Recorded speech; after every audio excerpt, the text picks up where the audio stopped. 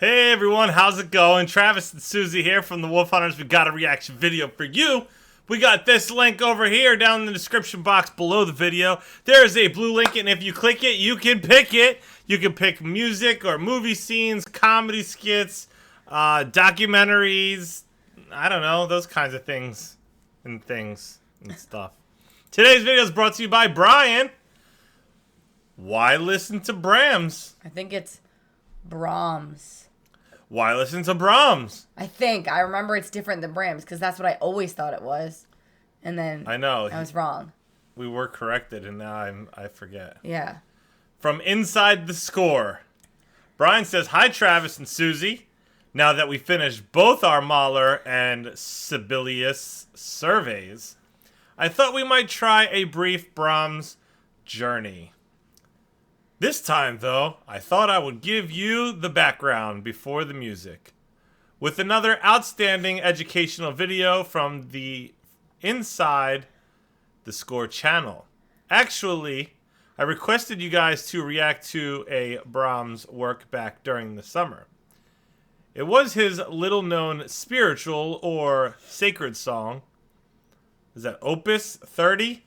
To my amazement, this video uses not only that work as an example, but it even uses the same exact video you guys reacted to. Wow, that's pretty cool. That is cool. I hope you guys, I hope you and your fans enjoy this jaunt in the world of Brahms.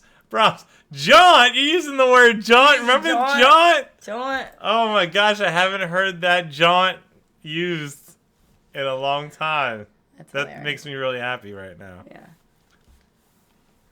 Actually, I thought jaunt was predominantly a Philly thing. I think it is. Brian knows his stuff. Yeah. All right, here we go. Guys, hit like and subscribe. Hit that notification bell, and feel free to comment below.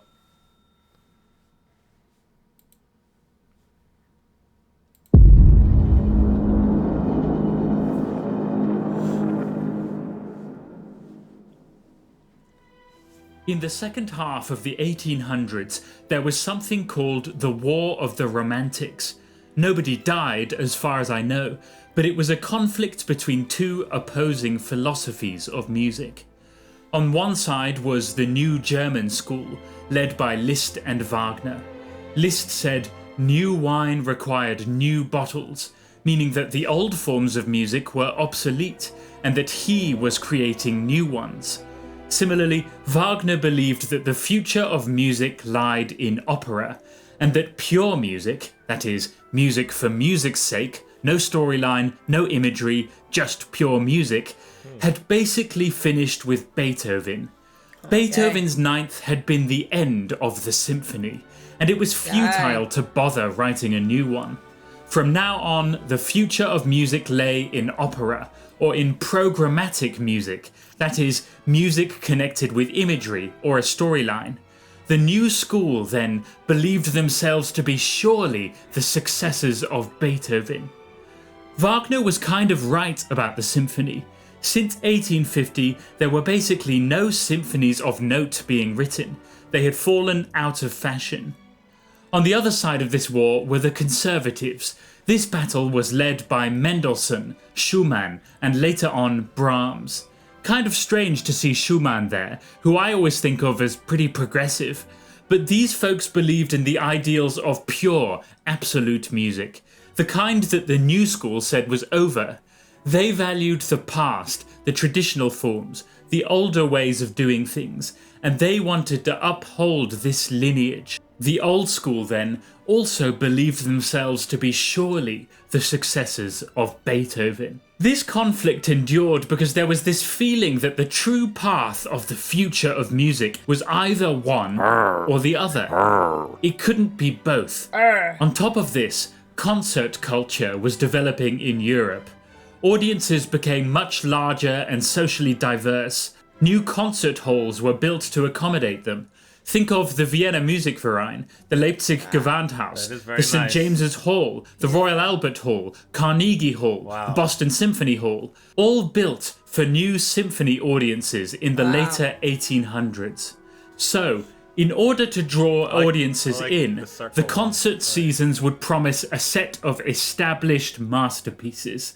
Mozart, Beethoven, Haydn, and so on. And this might be where the classical canon was established. It's sort of where the word classical music comes from. The idea that there is an established repertoire of classics. So anyway, the stage is set. A not-so-bloody conflict rages on between the new school and the old school. Ooh. Enter Brahms, Don't those patterns- a protege of Schumann's.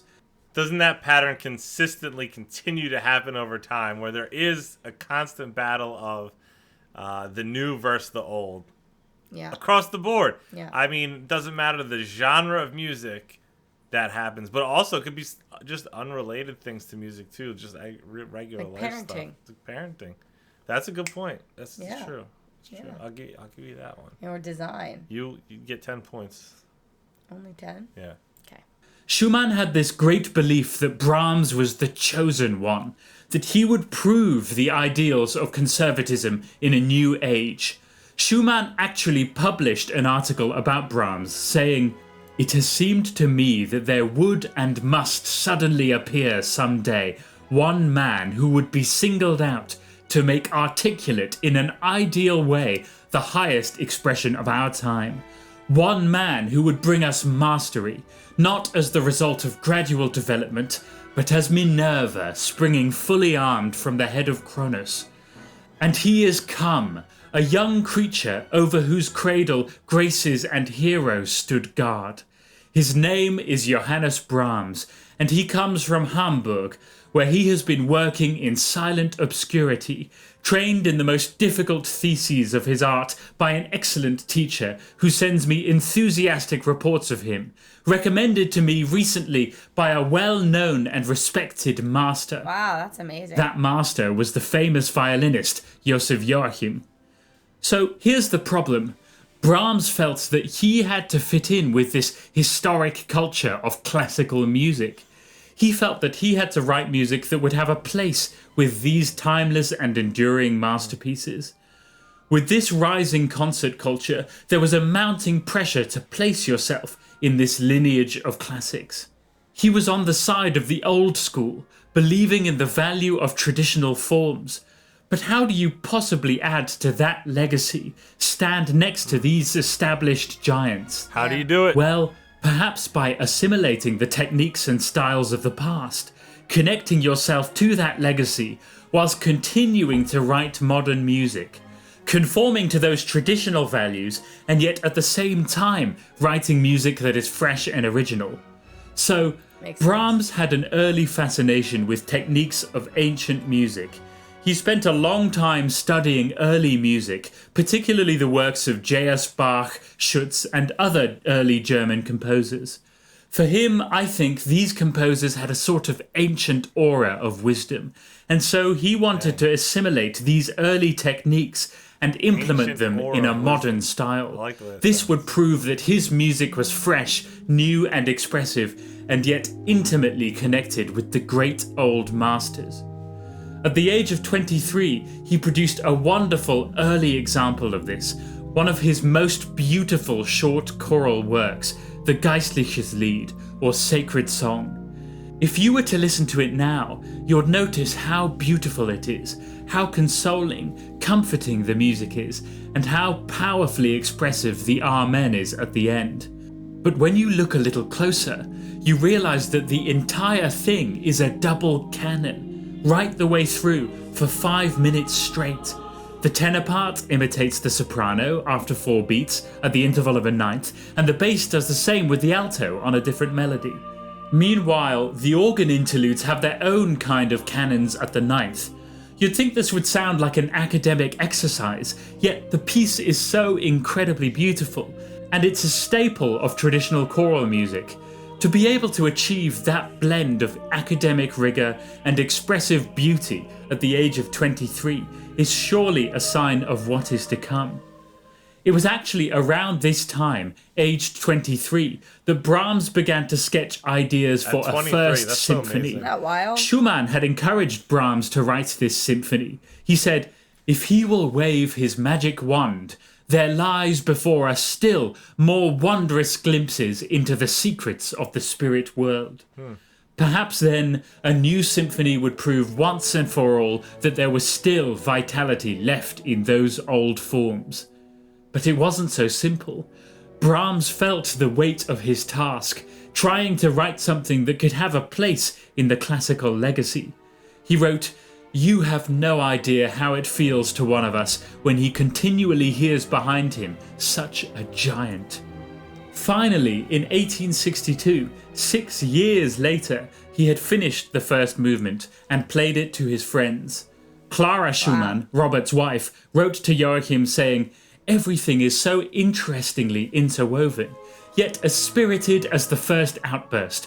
One is thrilled by it to the full, without being reminded of the craft." So there was great craft in this movement, and yet it all served to be this thrilling, expressive piece of music. However, it took Brahms another 14 years to finish this symphony. At last, it was finished in 1876, when Brahms was 43 years old. For 20 years, this great task seems to have weighed him down. It was finished shortly after Wagner finished his Ring cycle. This sense of competition for who carries the true legacy of music might have motivated Brahms to finish. We can now see how Brahms's First Symphony continues the great symphonic legacy. It has an almost Beethovenian journey from the struggle of the first movement through to the victory of joy and triumph in the finale, just like Beethoven's Fifth or Ninth. In fact, the finale has a distinctive hymn to joy, just like Beethoven's Ninth, only this one is purely orchestral. This led the famous critic Hans von Bülow to call it Beethoven's Tenth, a compliment, not an insult. That is. It's funny because von Bülow used to be on the side of the new German school until Wagner ran off with his wife. Then he became a Brahms supporter. People Anyway, shouldn't do that. Brahms's First was proof that there was still life in the symphony, that the traditional forms could be renewed and refreshed. And once the burden of writing his First Symphony was lifted, it was like the floodgates were opened. Brahms completed 3 more symphonies in about a decade. Most importantly, Brahms's music wasn't just backwards looking. He brought something new to the table. His symphonies, like most of his music, were ultra motivic. The entire fabric of his music is a great tapestry, weaved of these tiny fragments of motifs. Instead of the traditional thematic symphony of Beethoven and Haydn, Brahms would create these enormous musical designs out of the smallest particles of ideas. For example, this is how the symphony starts. Notice the annotations.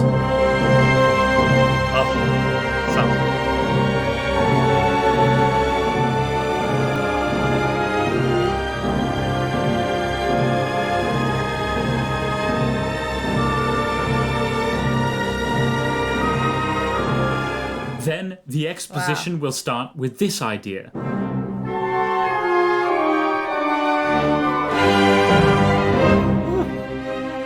I like that. Then the exposition ends with this idea.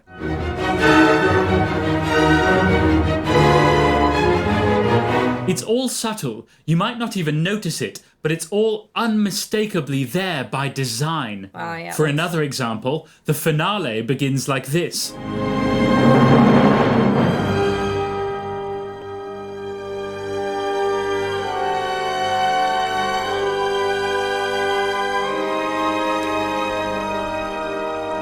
The finale. And that later transforms into the hymn of celebration. These are just quick examples, but you could probably write a whole book on the motivic connections in Brahms's symphonies. Seriously. It's like an intricate tapestry of interweaved motifs, which you might not even notice as you listen, but this weave comes together to produce a work of art of massive expressive proportions. So, it's common to think of Brahms as musically conservative, while Wagner was trailblazing into the future in a pathway that would eventually lead to Schoenberg. But this isn't so. Schoenberg himself wrote an essay titled Brahms the Progressive, showing how all this interweaving of small motifs was, in fact, progressive, how it became one of Schoenberg's principal techniques of composing, and he was a decidedly modern composer. It's funny that this war of the Romantics should have produced two of the greatest composers of their time, each one being a major influence on the future of music, and each one having intensely expressive music. Yet both, at least from their perspective, were on opposite sides of the field. If you want to discover 14 masterpieces of classical music and learn how to get the most out of classical listening, how to really feel what the music's expressing and understand what it's doing on an instinctive level, then check out my free course, 14 Pieces. It's absolutely free, so if you're interested, then follow the link below. If you'd like to support this channel or buy me a coffee to say thank you, you can visit my Patreon page. Thanks very much for watching. Thank you so much for that one. Guys, if you enjoyed hanging out, hit like and subscribe. If you want to request your own personal reaction video, find that link over here in the description box below. Stay tuned. Stay positive. We love you guys. We'll see you next time. Bye. Bye.